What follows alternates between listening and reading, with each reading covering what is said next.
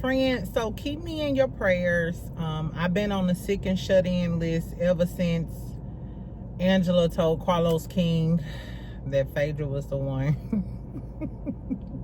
Not Phaedra! Exactly.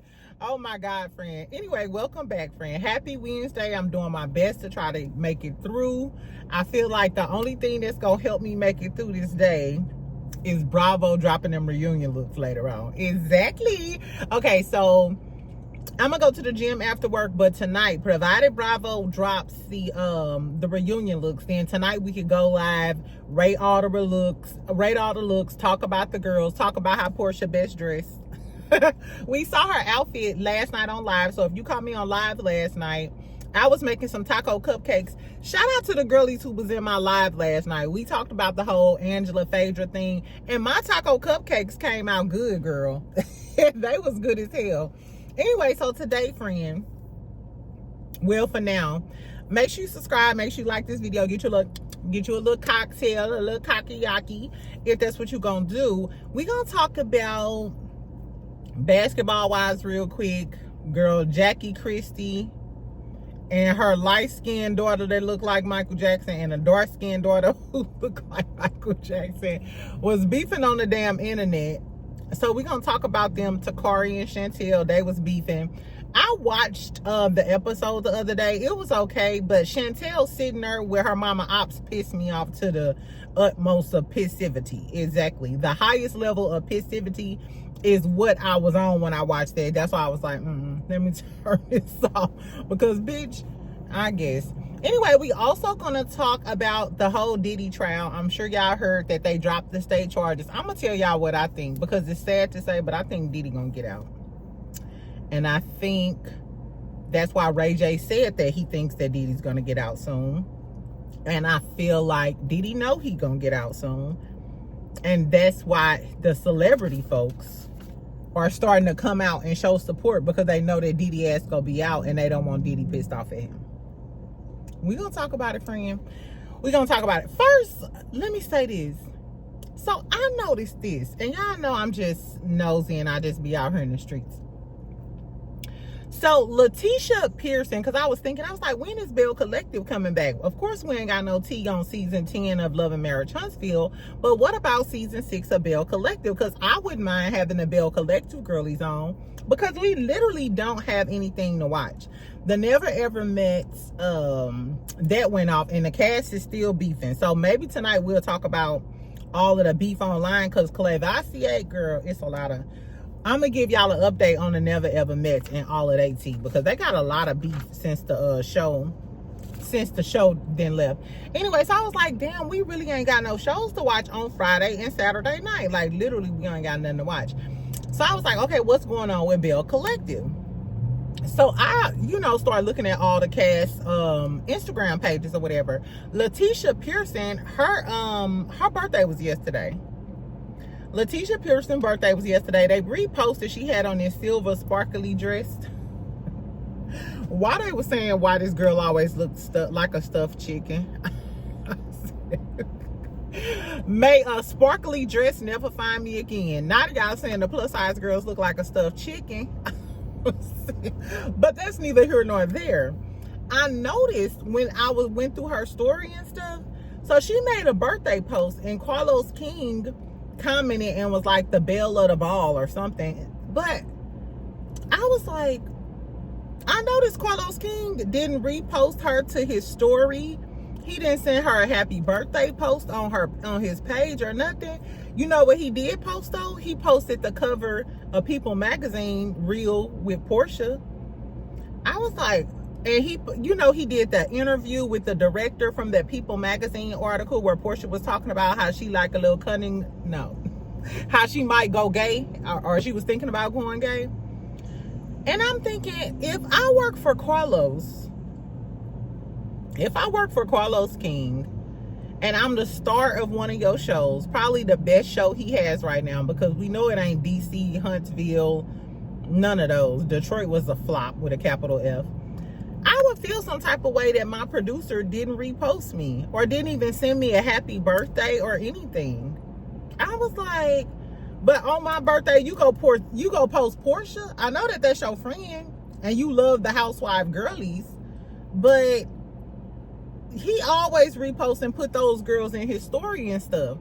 And you spent your day doing all of that, and you couldn't even give me a happy birthday post? I ain't trying to start no stuff.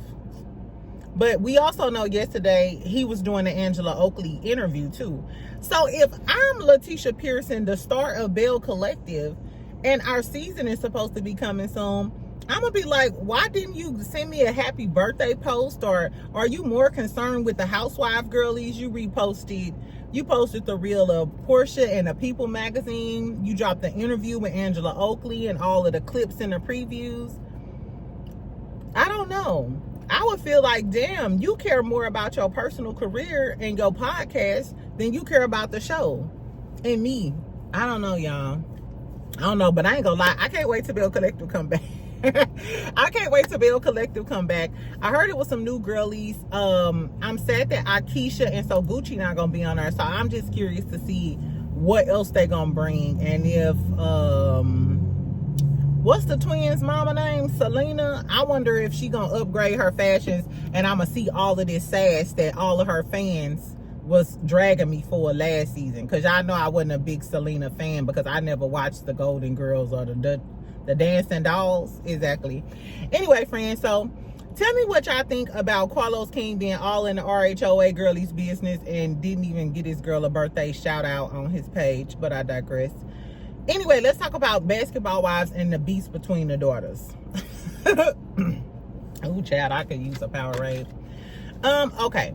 So do y'all remember Jackie Christie's first daughter? Her name was Takari. She had the GoFundMe. She talked about how Jackie treated her horribly because she was the dark-skinned sister, and they treated Chantal like she was the golden child. And remember, Evelyn came on there, tried to exploit the whole storyline.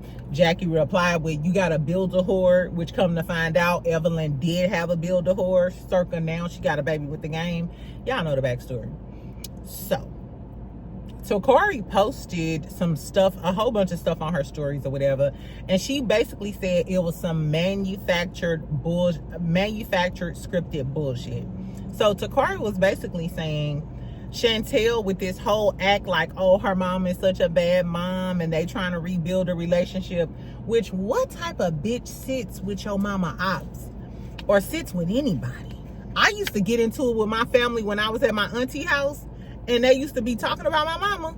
Baby. My family know exactly. North County people. St. Louis. Exactly. Baby.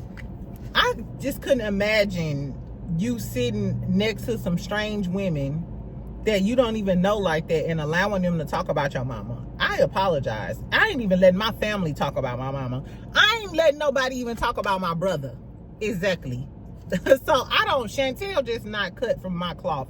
And the fact that they got her on here and allowing that is crazy. And how she's saying, oh, I'll call Doug Christie. Doug, I hope you checking Chantal for getting on this damn TV screen and talking about her mama. So I hope when you call your daddy, I hope Doug Christie checked the dog shit out of Chantal. But I digress. So basically Takari is saying that this whole she was treated bad is bullshit. She said she was treated great because she was the golden child. She was the preferred child. She was spoiled. And Chantal just got on here and basically used Takari's storyline as being treated less than growing up and cosplaying her. And I said that, remember when the season started, I was like, why would they have Chantal on here and not get the other daughter, which the other daughter probably needs the money, and she could tell the true story of the dynamic in the relationship with Jackie? Or if they was really smart, they would still get Takari on here and then show the disparity in how Jackie treats and interacts with Chantal and how she does with Takari. Because the way Jackie was all up in that apartment talking about she wanted to be around her grandkids and she wanted to have a key, is that the same situation with Takari and her kids? Do they call you grandma and stuff? I would love to know. I don't know. So basically Takari reached out or said happy birthday to Chantal. Chantal wasn't feeling it. So Chantal came back and was like,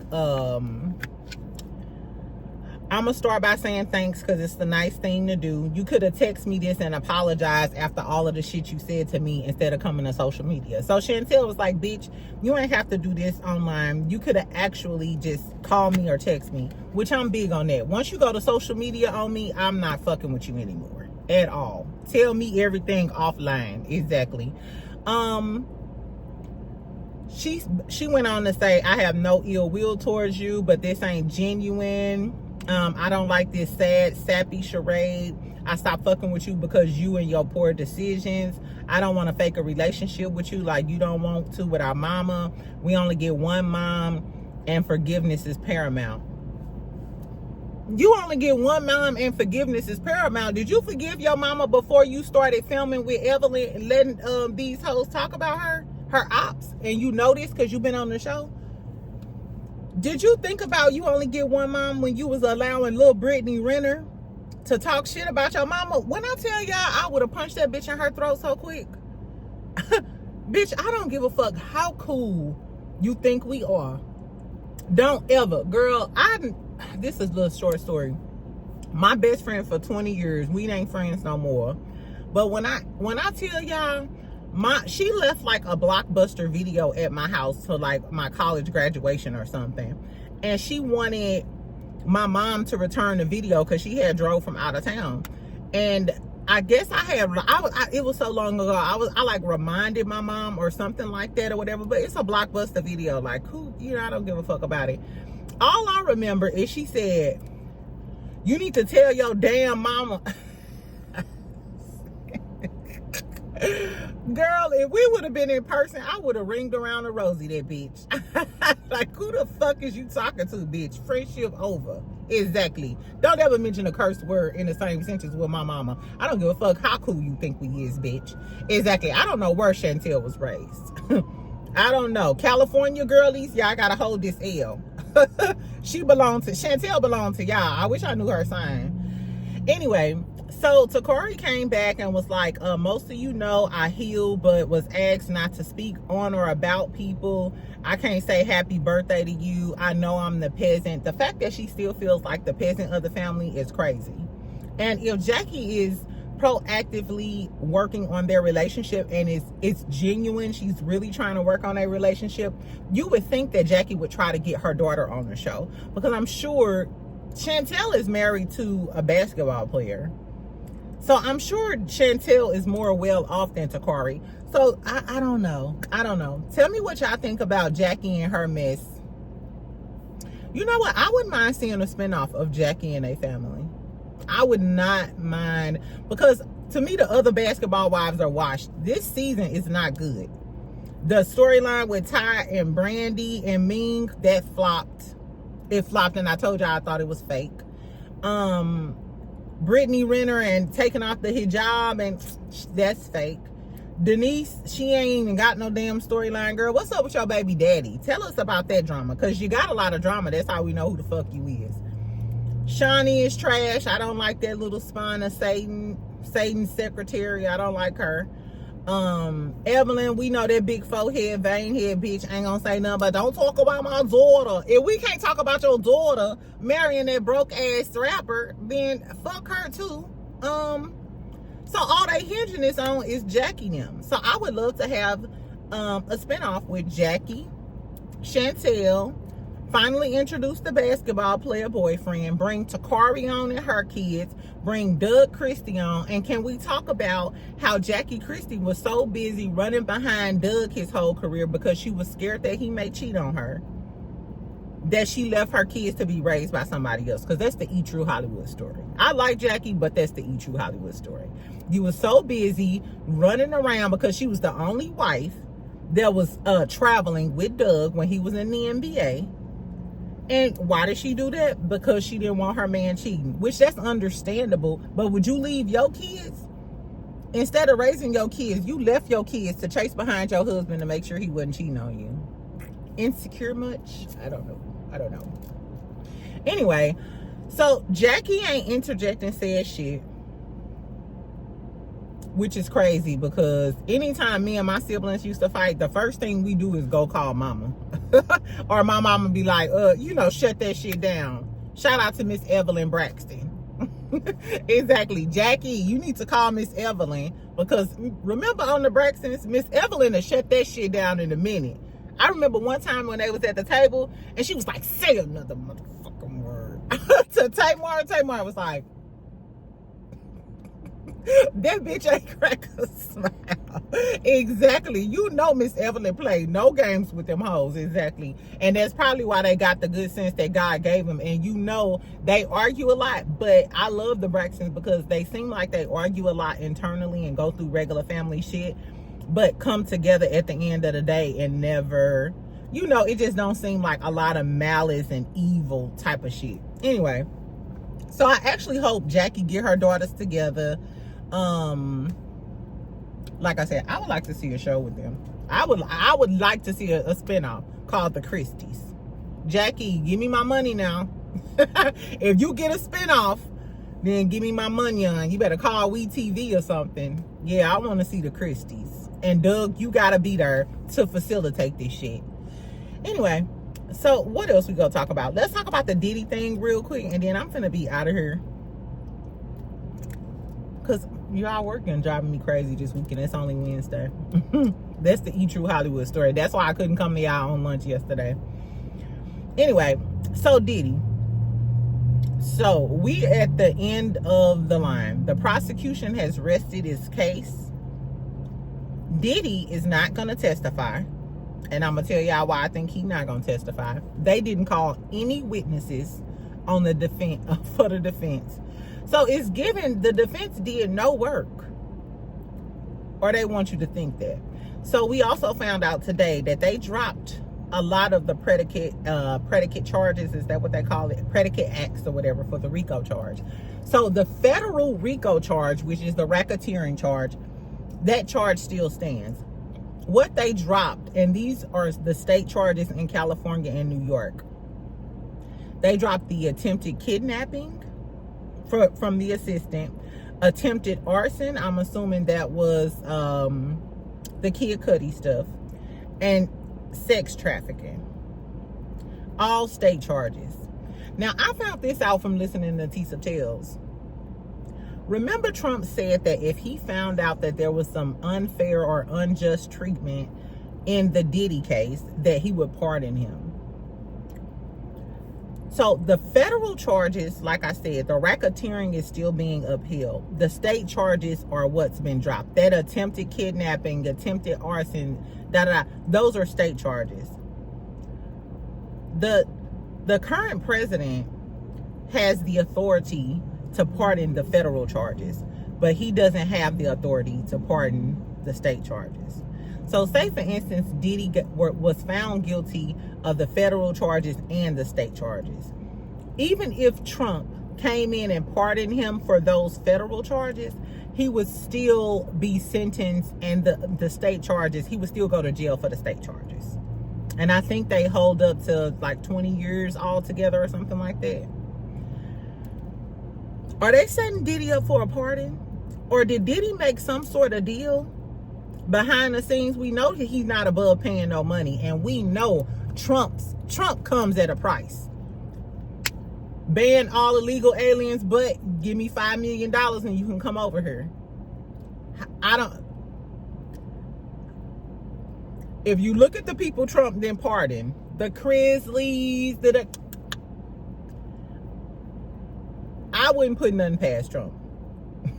I feel like you probably could buy a pardon. And it's all alleged in my opinion. We know that Diddy has bribery charges. I just feel like, and I said this, remember when Ray J be talking a lot of shit, but some of that shit they be knowing because they're in Hollywood. Ray J said it was a humiliation tactic. They were trying to teach him a lesson, but it's almost over. And he sat there confidently and was like, I think Diddy gonna be acquitted. Diddy gonna come home, da-da-da-da. And I don't know. It's really sad and corrupt, but that's the real world that we live in. Now it is kind of given. That's the reason why his attorneys, they filed for the mistrial, da-da-da-da. Say, for instance, they do convict him on the federal charges. They convict him on the federal charges. They can file an appeal and cite, hey, we requested a mistrial this amount of times. Then they can also say, hey, well, they knew that these state charges that they later dropped, they tainted the jury. I wonder if they call it jury nullification or something. They tainted the jury because they presented all of this evidence about all of these state charges, and the jury used that to convict him. They didn't use the actual evidence from the racketeering, but they presented so much of the sex trafficking and the arson and da-da-da-da. They can also, if I'm the defense, they can also ask for a directed judgment.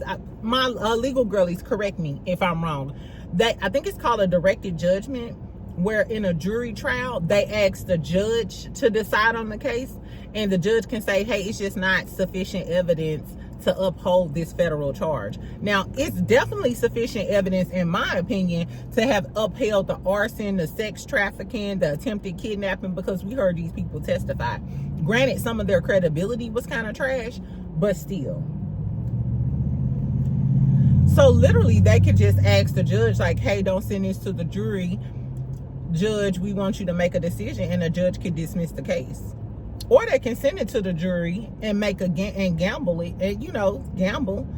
And even if they convict him on the federal charges, who's to say that in a few days Trump won't overturn that conviction or pardon him? I don't know, y'all. I feel, and it's crazy because I feel like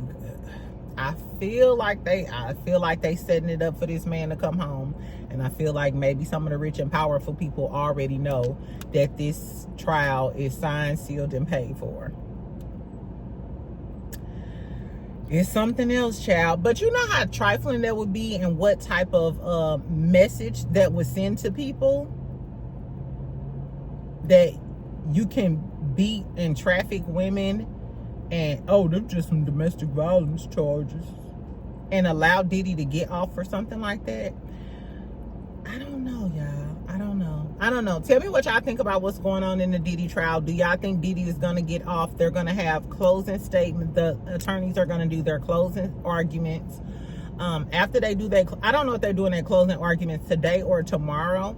So I'm assuming by the end of the week, they're going to start deliberating.